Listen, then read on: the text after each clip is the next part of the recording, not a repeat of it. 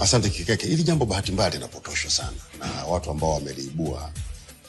Utaratibu wa serikali kununua dhahabu na kuuza dhahabu ni kama ilivyo kwenye kununua fedha za kigeni na kuziuza. Ni utaratibu ambao upo kwa mujibu wa sheria ya BOT. Kifungu cha 51, ukiangalia kifungu cha 5 cha 51 cha 52 cha ile sheria yetu namba 4 ya mwaka 2006. Ni utaratibu wa kawaida, na baada ya ile sheria kwa muda mrefu, utakumbuka serikali haikuwahi kuwa na akiba ya dhahabu. Imeanza kutekeleza mradi huu wa kununua na kuhifadhi dhahabu tarehe 1 mwezi wa 10 mwaka 2024, kipindi hiki cha awamu ya 6. Maana katika mambo ambayo yamepotoshwa hapa katikati ni kama vile serikali ya awamu hii imechukua dhahabu zilizokusanywa miaka yote huko, ikaanza kwa na dhahabu kabisa.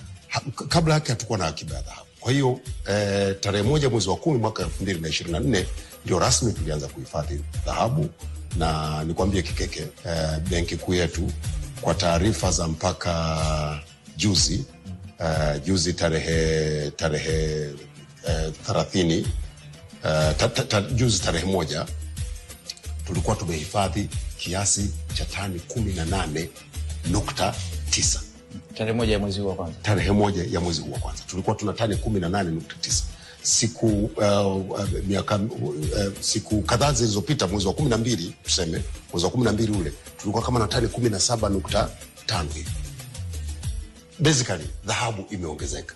Na ukiangalia kwa watu ambao wanaendesha mjadala kama vile serikali imeshauza, bado hatujauza. Ndio kwanza Benki Kuu ya Tanzania iko katika mpango wa kuiuza hiyo dhahabu baada ya kuwa imezingatia hatua zote za kisheria.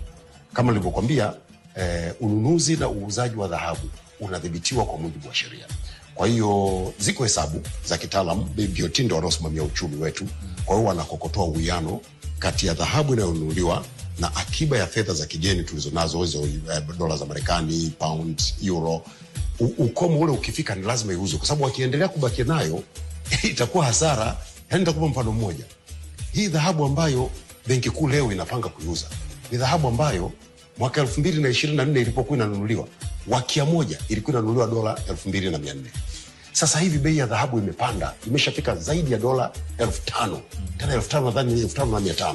Sasa kiasi hiki tayari tuko kwenye kipindi ambacho tunataka tuuze tupate faida. Sababu hii ni biashara kama ilivyo. Tunauza tani zote hizo 18?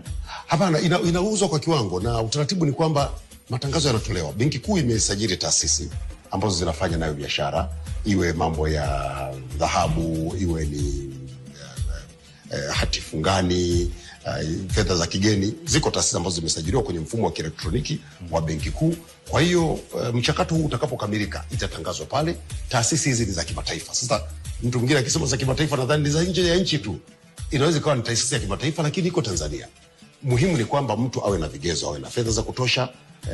Na tunataka sisi fedha za kigeni, huji kununua sasa kwa madafu, kwa fedha zetu shilingi unanunua, kwa sababu sisi lengo mojawapo la kufanya hivi ni kwamba BOT, Benki Kuu ya Tanzania, inauza dhahabu ili kuongeza ukwasi wa fedha za kigeni, kuongeza dola.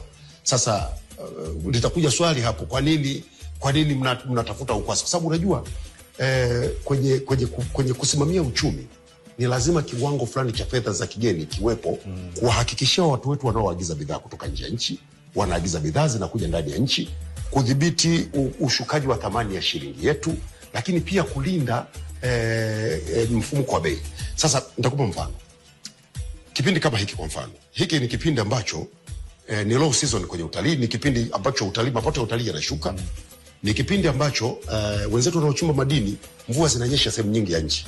Kwa hiyo uchimbaji wa madini, uzalishaji unashuka, lakini ni kipindi ambacho mazao mengi ya wakulima yameshauzwa. Kwa hiyo fedha tunazozipata za kigeni kutokana na mauzo ya mazao yetu ya kilimo nje ya nchi zimeshuka. Kwa hiyo sasa katika usimamizi wa uchumi, Benki Kuu inaweza kufanya mambo mawili.